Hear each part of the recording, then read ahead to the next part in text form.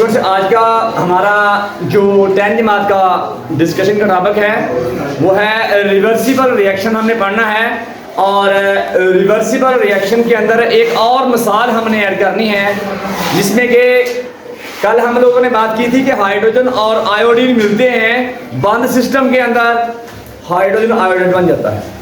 आज हम एक और मिसाल रिवर्सिबल रिएक्शन की पेश करेंगे, जिसमें कार्बन कैल्शियम कार्बोनेट टूटता है तो कैल्शियम ऑक्साइड और कार्बन डाइऑक्साइड में टूट जाता है, और कैल्शियम ऑक्साइड और कार्बन डाइऑक्साइड मिलते हैं तो दोबारा कैल्शियम कार्बोनेट बन जाता है। दो कंडीशन हमने बतानी है कि एक तो बंद सिस्टम वाली है और दूसरी ओपन सिस्टम वाली है। जो बंद सिस्टम वाली होगी उसमें तो इक्विलिब्रियम कायम हो जाएगी कि फॉरवर्ड और रिवर्स रिएक्शन बराबर है, जबकि ओपन सिस्टम में कार्बन डाइऑक्साइड बाहर निकल जाएगी फ्लास्क के अंदर से, तो वो इक्विलिब्रियम कायम नहीं होगी। ये वाली बात है। तो इधर देखते हैं कि कॉम्बिनेशन और डी कंपोजिशन के दो रिएक्शन जो हो रहे हैं, उसकी तरफ देखते हैं कि कैल्शियम ऑक्साइड जो है CaO प्लस CO2 जब मिलते हैं तो CaCO3 बन जाता है। ये कॉम्बिनेशन है, कोई दो चीजें मिलकर तो बड़ी चीज बना रही हैं। ये कॉम्बिनेशन है, कंबाइन हो रही हैं चीजें। तो दूसरी बात यह है कि सर अगर इसको रिवर्स किया जाए तो कैल्शियम कार्बोनेट जब ये गर्म करने पे टूटता है, अगर तो आपका फ्लास्क बंद है तो ये बन जाएगा कैल्शियम ऑक्साइड और कार्बन डाइऑक्साइड। ये है डीकम्बिनेशन।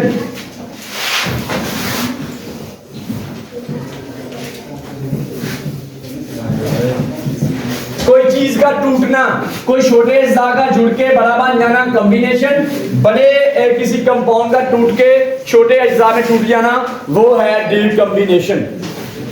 कहता है कि अगर हम इसको एक बंद फ्लास्क और ओपन फ्लास्क के अंदर साल करने की कोशिश करें तो वो कुछ इस तरह बनेगा।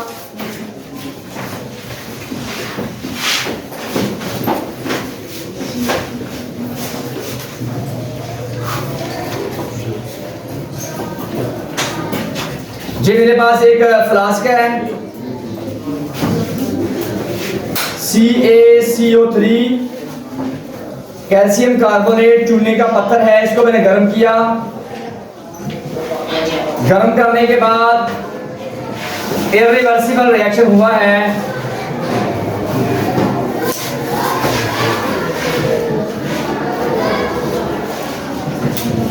यानी ऐसा रिएक्शन होना है, वापस नहीं आना, मुकम्मल रिएक्शन हो जाना है।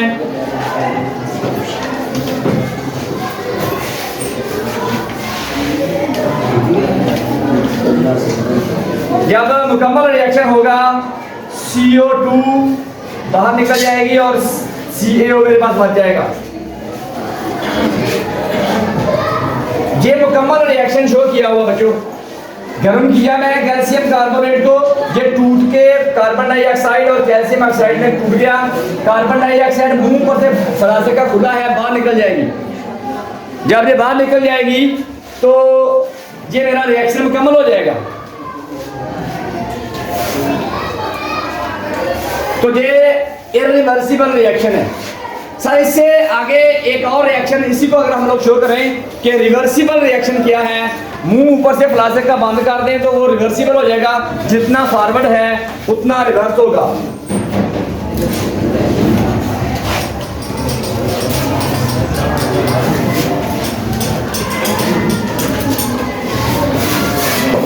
इसके अंदर CaCO3 गर्म किया,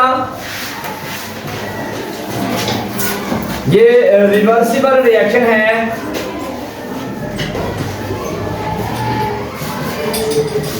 तो स्टूडेंट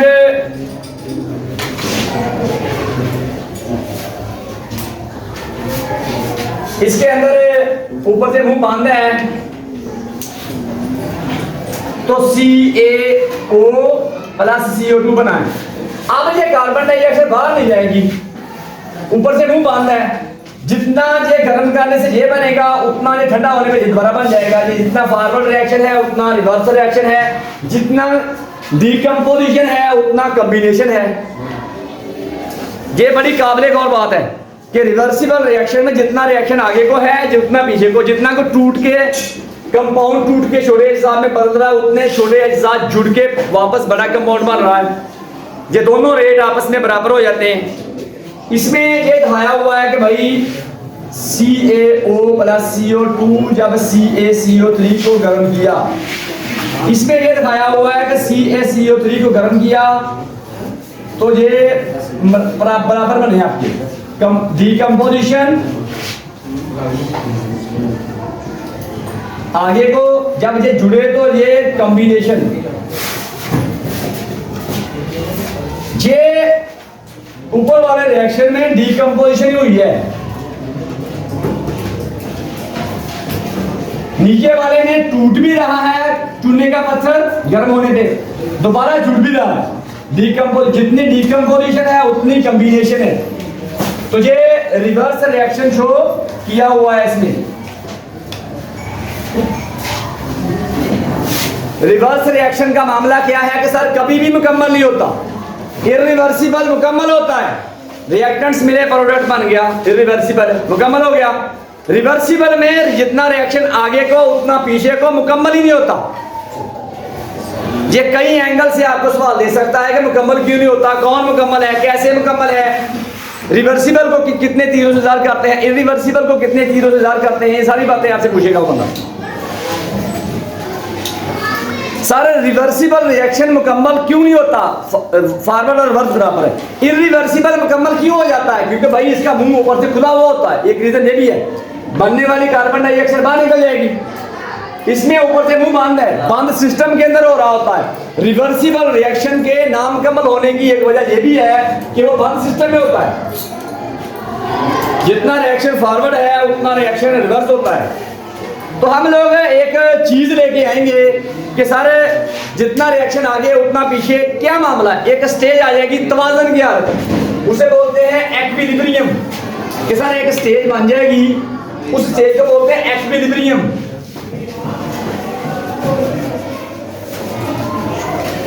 वो तवाज़ुन की हालत बन जाती है।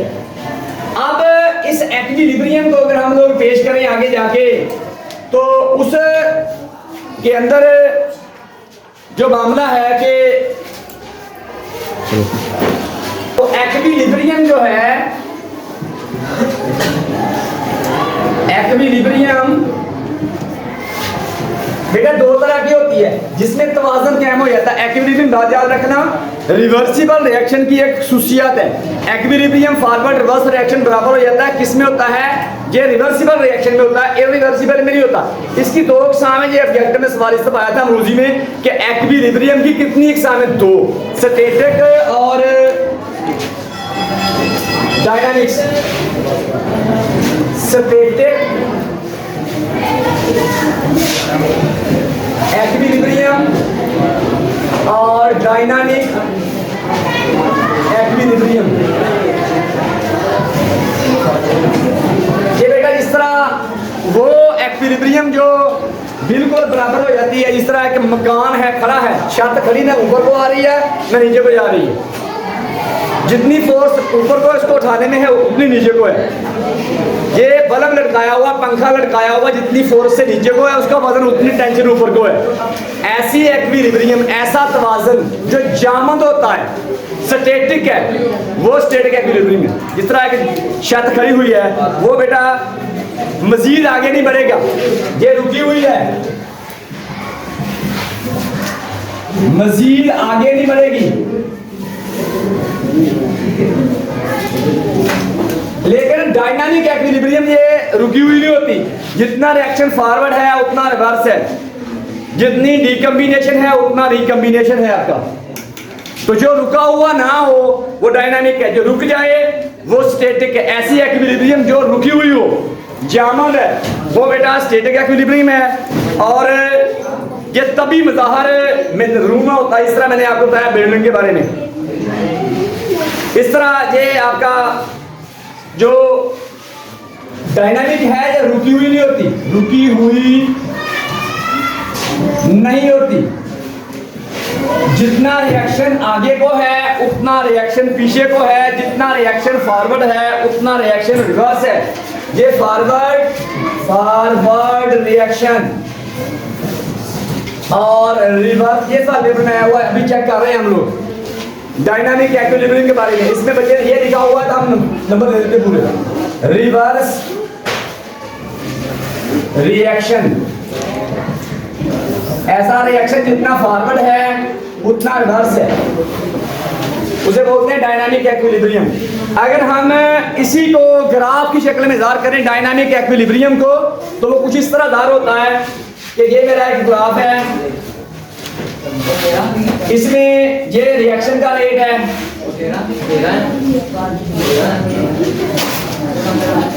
ये वक्त है। बेटा इस ग्राफ को अगर आप बना देंगे तो तब भी आपके नंबर पूरे आ जाएंगे। शुरू के अंदर फॉरवर्ड का रेट और तेज होता है, थोड़ी देर के बाद फॉरवर्ड स्लो हो जाता है, रिवर्स तेज हो जाता है। एक स्टेज आती है कि जब फॉरवर्ड और रिवर्स रिएक्शन बराबर हो जाते हैं। ज़ाहिरन ये लगता है कि रिएक्शन रुका हुआ है, लेकिन रुका हुआ नहीं होता, जितना फॉरवर्ड है उतना रिवर्स हो जाता है। वो डायनामिक इक्विलिब्रियम की स्टेज कहलाती है। उस पर ये देखिए कि ये फॉरवर्ड रिएक्शन कम हो रहा है,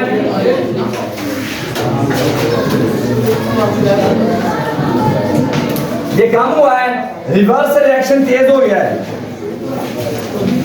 ये देखिए रिवर्स रिएक्शन तेज हो गया है, लेकिन एक स्टेज ऐसी आई है कि दोनों बराबर हो गए। इसे बोलते हैं डायनामिक इक्विलिब्रियम। डायनामिक इक्विलिब्रियम कि वो स्टेज जिसके अंदर दोनों रिएक्शन बराबर हो जाते हैं। जितना डीकम्बिनेशन है उतना रिकम्बिनेशन है, जितना रिएक्शन फॉरवर्ड है उतना रिएक्शन रिवर्स है। ये बात याद रखिए, डायनामिक इक्विलिब्रियम अटेन करने के लिए रिवर्सिबल रिएक्शन का होना जरूरी है। और रिवर्सिबल रिएक्शन के केस को पहुंचने के लिए स्टार्ट में फॉरवर्ड रिएक्शन तेज होता है, रिवर्स स्लो होता है, आहिस्ता आहिस्ता फॉरवर्ड स्लो हो जाता है, रिवर्स तेज हो जाता है। लेकिन एक स्टेज ऐसी आती है कि फॉरवर्ड और रिवर्स एक ही रेट के ऊपर चलना स्टार्ट कर देते हैं। ज़ाहिरन लगता है कि रिएक्शन रुक गया है, रुका हुआ नहीं होता, वो जितना फॉरवर्ड है उतना रिवर्स है। और उस स्टेज के ऊपर जिसके ऊपर दोनों रिएक्शन फॉरवर्ड और रिवर्स तेज हो जाते हैं, उसे हम लोग बोलते हैं कि भाई वो हमारा एक डायनामिक इक्विलिब्रियम अटेन हो चुकी है। ये एक मिसाल भी उसमें दी हुई है आपको कि सर अगर हाइड्रोजन को हम ऐड करें आयोडीन के साथ, हाइड्रोजन आयोडाइड बन जाती है। पहले पर्पल कलर गैप हो गया तो ये बन गई, जब ये दोबारा ठंडा हुआ तो ये बन गई, पर्पल कलर फिर आ गया। जब दोनों रिएक्शन फॉरवर्ड और रिवर्स बराबर हो जाते हैं तो उसमें भी हम कहते हैं कि वो डायनामिक इक्विलिब्रियम कायम हो चुकी है। ये स्टूडेंट्स कल इंशाल्लाह ये फॉरवर्ड और रिवर्स रिएक्शन में फ़र्क जो है उसके बारे में पढ़ेंगे। शुक्रिया।